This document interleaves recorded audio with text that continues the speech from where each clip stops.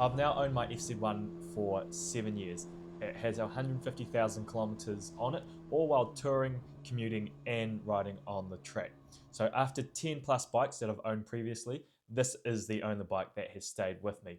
So if there was only one bike that you could own, this is why the FZ1 should be the bike. Let's get into the review. So make sure you stick around because I'm going to be covering 10 aspects of the FZ1 on this review. So we're going to cover through the engine and the power. Number 2 is going to be the looks, also the handling, as well as the comfort of the motorcycle.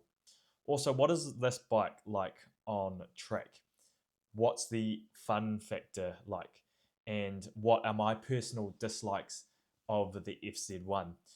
Then going into the reliability and as well as the actual price, why it is a great bike for the price specifically, and then why it's also built a cult-like following. So stick around and we'll now dive into it. So really quickly, first of all, let me give you a little bit of history on my personal FZ1. I bought it 7 years ago for 3,800 New Zealand dollars with 110,000 Ks on the clock. So yes, it was already high mileage then. I've now put more on it, but I made sure it had good service history. I've ridden it in torrential rain, blustering winds, icy, snowy conditions, heat conditions, you name it, I've probably ridden in it with these New Zealand seasons that we get. So I'm coming from a lot of experience of 7 years of real world use with this motorcycle. And you might be wondering, if you're new to this channel, why I'm in a pilot's uniform. That is because I try to bring my aviation mindset to my videos and coming from the pilot's perspective. So I'm a flight instructor, and I hope this just helps you out a little bit more in taking my perspective on my videos, and specifically for today, this review. Okay, let's get into it with talking about the power.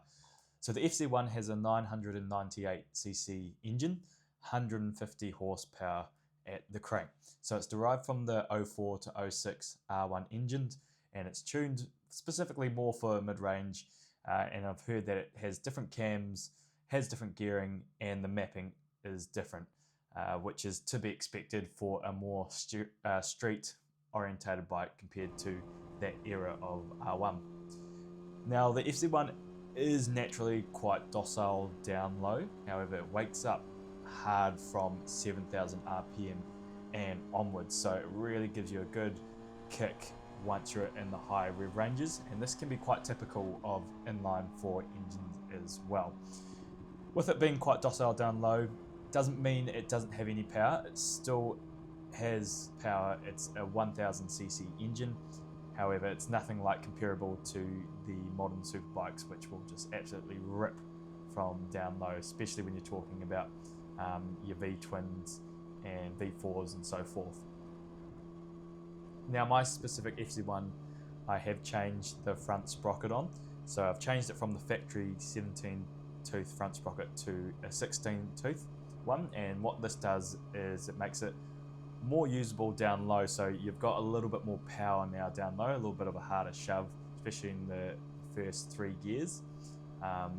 It does overall lower, your top speed. However, it's nothing crazy noticeable, and if you're using it for mainly street use, it's not something that you're actually going to be using that top end, the top max speed of it all the time. So you'll get a lot more from doing a sprocket change. And if you talk to other owners, and in my opinion as well, this is how the FZ1 should have come from the factory and manufactured with a 16 tooth front sprocket rather than 17 tooth, because it is very long geared otherwise. Now, in general, with this engine, the configuration being an inline 4 makes it quite usable down low. It's well mannered, and I liken it to like a lion, so it can be calm and steady whenever you want it to be, however really aggressive when needed as well. Now talking about the throttle throw, so it's quite a long throw for the right wrist, which is a good and a bad thing. It depends on how you view it. It's a good thing in the sense that it helps with that usability. To get more power out of it, you need to move that right hand a little bit more. However, if you're really wanting power quick and fast, obviously there's a longer throw, so you do have to move that right throttle or that right hand and a little bit more. So really is a double-edged sword, and it depends what you're looking for. For me, I'm pretty neutral, so I find it okay, but when you are at full throttle, you tend to have to readjust that wrist a little bit more. Last of all, about the power, is that inline 4 sound. So it's got the classic inline 4 sound, and really screams.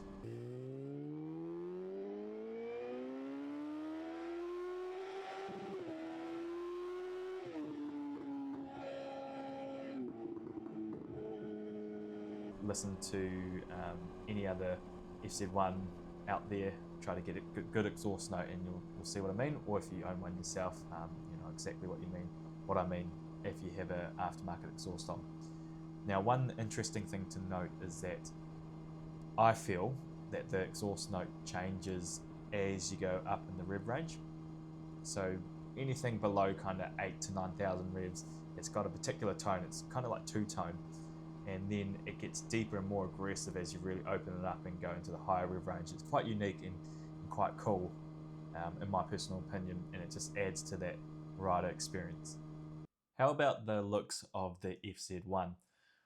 Well, there's two different kinds of FZ1s. There's the FZ1 N, which is the naked version, and then the FZ1 Phaser, which is the semi-faired version, which I have. And I believe there was also a GT version in one of the countries, maybe the UK or somewhere in Europe, I believe, which actually comes with the full fairing.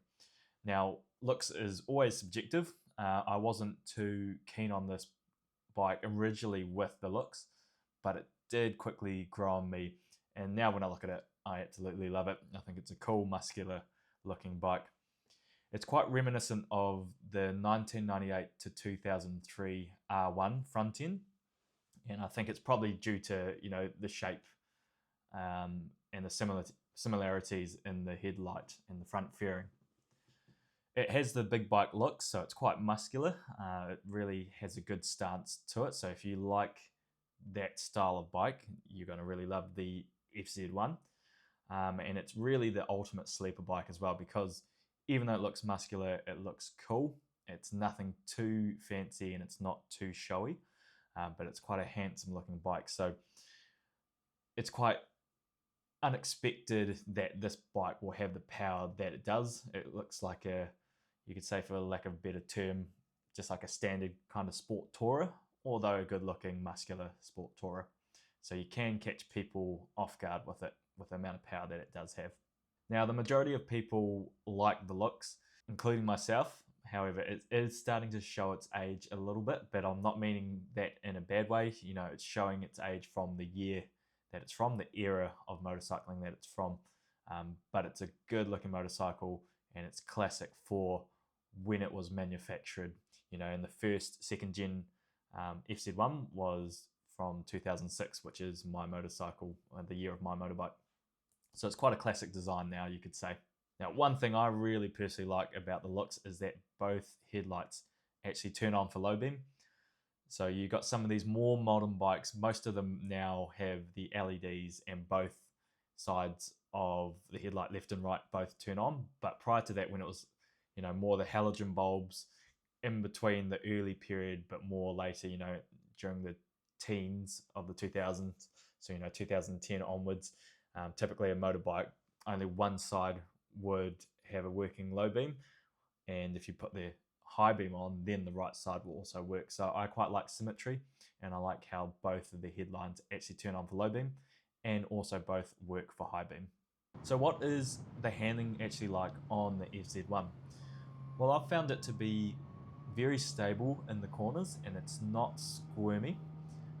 It's a heavier bike, so therefore it's quite, you know, as I mentioned, it's quite stable. When you want to hold a line, it will hold it nicely all the way through. However, with its weight, it means it's not as easy to tip in as a dedicated sport bike, you know, the standard super sport. But for its size, it does actually tip in quite well for what it is. Now, given its size as well, I've also found the slow speed maneuvers on this motorcycle to actually be very good as well. If you've got good use of the rear brake and you have good handling and you're using your vision properly and head looking where you need to go, the bike will do what you want it to do as well. So in that sense, it's also really good in slow speed handling. Now, one of the downsides to the FZ1, unfortunately, is the rear shock, especially noticeable on track. When you really start pushing the bike, it does get a little bit soft and squishy, little bit pogo-y. However, it is a common thing known about the FZ1 that this rear shock can be upgraded, and a lot of people do actually upgrade it. It's not a deal breaker, but it's one of those things that if you're looking to push it hard and you want to track it often, one of the upgrades you want to do early on is getting a new rear shock, just upgrading that. Okay, you can feel the weight as well when actually just moving around the bike. I am a smaller person, I'm 168 centimeters in height, so I can't get both feet on the ground. So when I actually need to, say, reverse the bike in somewhere to a spot or just do some maneuvering, I need to pretty much get myself off the ground if it's maneuvering that I can't actually do with the bike running. So I'll actually hop off the bike and then I need to move it around there. So that's when you can really feel the weight of the bike, because it is naturally a bigger bike. And I'm always one-footing at every stop that I come to. If I get both feet down, I can be on both feet, but I'm on my very, very tippy toes, and it's actually just more comfortable just having one foot on the ground. Even when I have passengers as well, I'm always one-footed. Now, it's not an issue at this point because I'm very used to that. Once again, being naturally shorter, other bikes such as my R1 were all one-footers as well, so it's just something I'm used to. Let's talk about the comfort of this bike. So the FZ1 is a sport touring bike. However, it's more on the sportier side of sports touring. For me personally, I really like that. I like to have my bike sportier. So that really works well for me, and it works well for plenty of other people out there. It just really does depend what you're looking for. Now, the longest day I've done on this motorcycle is close to 12 hours. Primarily, I had a really sore butt by that time, and my knees were also a bit sore. Given the 12 hours on the bike, that's to be expected and something you're probably going to have with most other bikes, unless you've got a really upright, comfortable, big touring motorcycle. But I can't speak on that too much because I've never actually owned a purely not sport touring, but a purely touring bike. So I'll leave that for other people to chip and chime on. But given that this FZ1, it is fairly upright and you're ever so slightly leaned over, not in the way that you're going to get sore wrists, but it helps in the sense that you get a little bit more weight over the front end and allows you to it gives you that little bit more feel from that front wheel, hence the sportier side of sport touring. There's good leverage on the bars as well. So once again, it is that heavier bike, as I mentioned earlier. It takes a little bit more to tip in, but it doesn't struggle to tip in, just that tiny little bit more physical effort. Now, you don't get sore wrists. I find that my butt does get a little bit sore pretty much from a couple of hours in, but nothing that getting off the bike and resting and going for a drink can't really stop anyway. Being an inline 4 motorcycle, it's naturally a wider motorcycle as well, so my legs are splayed a bit more due to the width of the tank. Now, once again, not a bad thing, something I'm used to, but if you're really used to kind of parallel twins or you're coming from a smaller bike, you will notice that coming to the FZ1. I find that the seat slopes you into the tank slightly. And this is not in a bad way, it's just a little bit more awkward at first when you first sit on this bike. What I found is I felt like I was getting pushed and sloped into the tank. Not to the point where your nads are getting squished, but you can feel it. But I am used to it, and it doesn't take long to get used to. Now it's just natural, and I don't really recognize it, but it's something I did note when I first got my motorcycle 7 years ago. Now, the factory foot peg position is fairly low, and it definitely scrapes easy on the track. So I now have aftermarket rear sets installed. If you're not looking to track this motorcycle, you can still go plenty fast around corners with the factory foot pegs and not scrape them that often. It just really does depend on how far you're willing to push and lean the motorcycle. But if you're someone who likes to ride it more aggressive, take corners quick, get a lot of lean angle, then you probably want to look into aftermarket resets. Talking about aftermarket resets for the track and cornering, let's actually talk about what the FZ1 is like on track. So I've found it to be an absolute blast on track. Sport touring bike, bigger motorcycle, but you can absolutely rip on it. Awesome fun. It handles itself well for the type of bike that it is as well. So don't expect it to be a super sport, a super bike. You know, that's not what it is, but it is a sporty sport touring bike, and it will deliver on that front very well. The suspension can be improved. Obviously, it's not the best suspension you're going to have on track. When you really start pushing it, it doesn't provide as much feel as I would like, and it does feel a bit soft on the upper limits. But you just get used to it. You kind of learn to use and push it to its limit, and you understand what it does for you and what it can't do for you. So don't expect top end kind of feel on this motorcycle, but it does work well if you're occasionally tracking it. If you're being serious on the track and you want fastest lap times on this specific motorcycle, then yes, you're looking to upgrading the suspension. I'll mention about the longer throttle throw. That is a downside on the track that I've found, because you are going full throttle and therefore having to kind of readjust that hand position, or just holding it down and low in a bit of an awkward position for the duration that you're full throttle.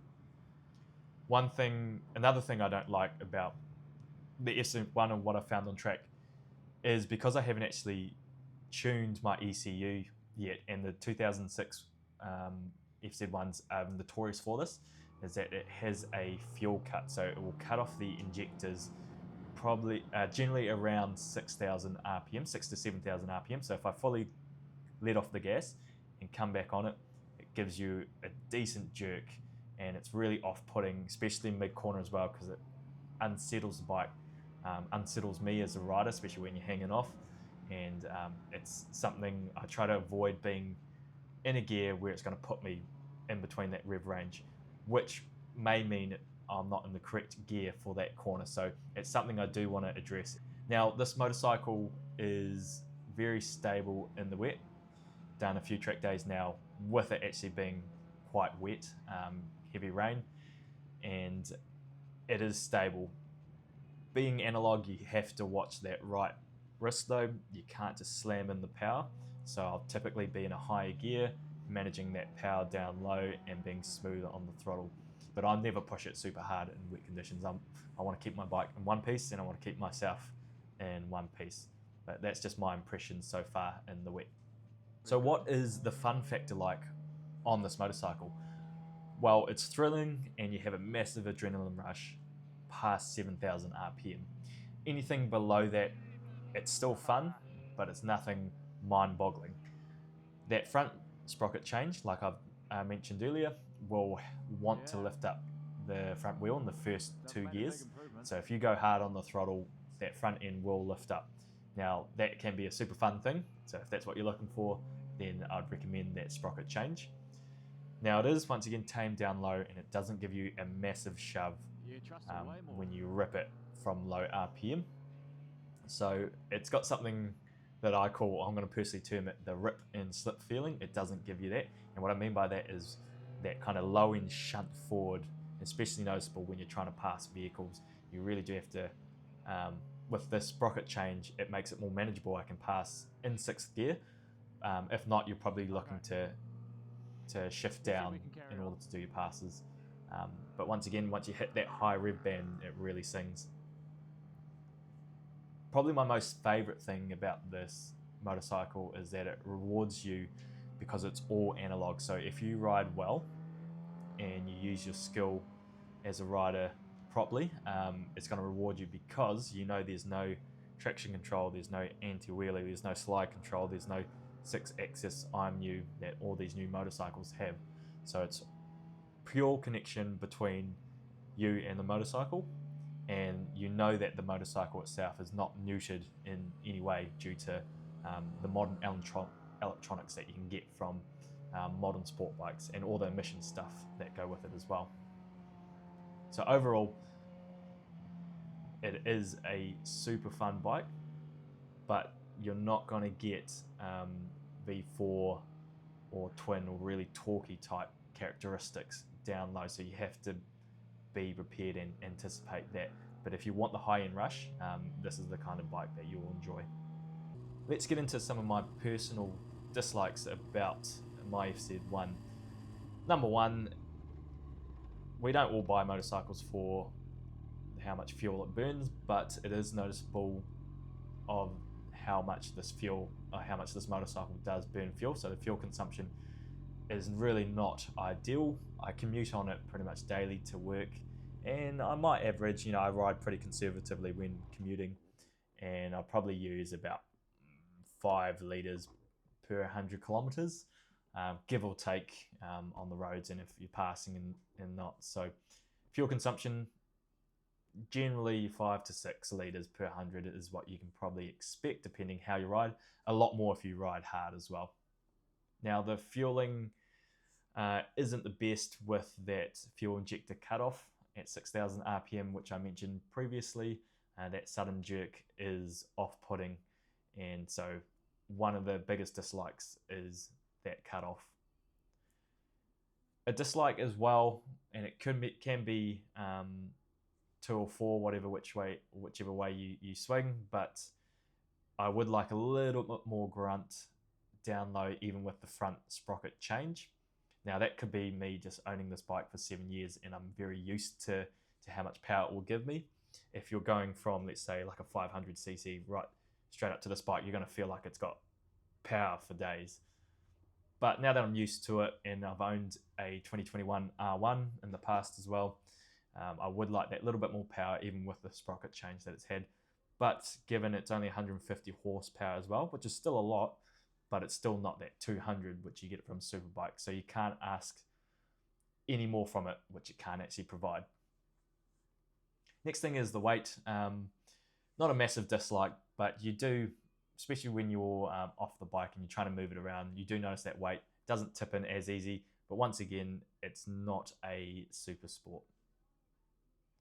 That seat being slightly slanted forward, tipping me into the tank early on, it was a dislike. Now it's just not something I noticed, but something you should be aware of if you are looking into this bike. Some people may not even notice it at all, so take it with a grain of salt, but it's just something I noticed when I first got it. Rear shock, we talked about the rear shock earlier, something you probably want to look into upgrading if you're riding hard, and getting steel braided brake lines as well, which I have on this bike. If you don't, then I'd highly recommend that too. And my last dislike is having no gear indicator. So it would be nice, it's a nice to have. I can manage fully fine without a gear indicator. I typically know through the sound of the revs and what revs it is in, for what gear it's in, just because I've had it that long. But at times, especially on track, having a gear indicator would be nice. So what's the reliability like of these particular bikes? Well, at 150,000 kilometers, my bike is running mechanically sound. So the last valve clearance check that I had completed was at 120,000 kilometers, and the FZ1, particularly in Oceania, what it recommends in the manual is that you have a valve clearance check performed every 40,000 Ks. So mine will be due now in another 10,000. The last time they didn't have to adjust anything, so these engines can just keep tipping along, but because they don't need to change anything doesn't mean that you shouldn't have them checked. Other people have had valve clearance checks as well and haven't had to have replacements, but that goes to say you still should get your scheduled maintenance performed. The stator has been replaced, and it was replaced when I actually bought the bike at the time. One of those common issues that the early Gen 2 FZ1 suffered from. So do your research if you're looking to buy an FZ1. Make sure that the stator has been replaced, because you wouldn't want that demagnetizing and then pretty much blowing up your engine. Now, compared to the R1, the FZ1 is detuned. It has a detuned engine. As I mentioned earlier when I was talking about the power section. So it's not running at its full capacity, even when you ride it hard. So the engine itself has more capability, so therefore you're not actually stressing it all the time, even when running it hard, because it is made to actually handle more. So that's one great thing about the FZ1. That's why if you look after it and you do your maintenance, this engine will just keep running. It's really, really fantastic. So it's got the overall Japanese Yamaha reliability. Japanese bikes are known to be reliable, and Yamaha's certainly reliable, especially given their track record with their engines. So I also talked to one of my friends that works at Yamaha, and he also emphasized his family has one of these FZ1s and said that they will go on forever if you just keep up that standard servicing. So even at 150,000 kilometers, I still push it hard on track. I give it the beans and it just takes it, but I do make sure to look after it, and I don't just thrash it and then come back home and not change oil, not change filters, not checking the air filter, all that kind of stuff. So I do look after it. If you treat it well, it will treat you well. Okay, let's get into the price of the motorcycle. Well, this is probably going to be the best bang for buck motorcycle that you can get for your money that is currently out there today. With this FZ1, or with the FZ1 in general, you get big power. You get 150 horsepower, an R1 engine, whole lot of thrills, and a bike that can pretty much do everything for a fantastic price. I'm not sure exactly in the United States, if you're watching from there or overseas, how much this motorcycle goes for. But from what I know and what I've seen, it's still on the cheaper end of motorcycles, just due to the age and some of the high mileage on them. But these engines, like I mentioned earlier, pretty much bulletproof, so they'll just keep going and going and going. So if you want a motorcycle where you get a lot of bike for your money, then definitely consider the FZ1. Let's get into a little bit of the cult-like following that the FZ1 is actually building within the motorcycle community. Now, it's building this following because it is that good. This motorcycle is fantastic, and you can talk to anyone who currently owns one or has owned one in the past, and they would have loved it. It is becoming more uncommon as well, just naturally due to the age of the motorcycle. The Gen 2 was first introduced back in 2006, and that's the year of my personal FZ1 as well. Now, with it becoming more uncommon, I haven't seen a FZ1S on the road, so that's the semi-fed version like my one, specifically here in New Zealand since I've owned it for 7 years, which is pretty crazy. We are pretty spread apart here in New Zealand, and there are people that own them obviously, but I haven't personally seen one out on the streets, but I have seen the naked version a few times. So they are becoming a lot more uncommon, and it's not something you see often with these FZ1s compared to obviously the more recent bikes coming out.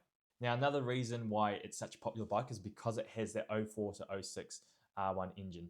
That R1 engine is fantastic. It's got power, it runs well, it's got character, and it's your screaming inline force. So it's a comfortable bike with that legendary engine in it. So that's why it's also starting to build more of this following as well. Now, I don't think this bike will become one of those timeless classics like you get with your limited edition and rare motorcycles from Ducati and all those, but it's a bike that really does everything really, really well, and a bike worth having, especially if it's your only one and you can only own one motorcycle, then highly consider the FZ1. Now, I want to thank you massively if you made it to the end of this video. It is a little bit longer, but I really wanted to cover all my thoughts on this motorcycle specifically, especially if you are looking to buy an FZ1 or just want to learn a little bit more about it. Now you can have a perspective from someone who has owned this motorcycle for 7 years and used it in all conditions. So it's a fantastic bike. If you are looking to get one, test ride one, and I give you my personal recommendation to buy one. So thanks heaps for watching. Be sure to check out my next video. And if you have any questions or any comments, please chuck them down below, and be sure to give me a subscribe, help support the channel, and we'll see you all on the next video. Catch you later.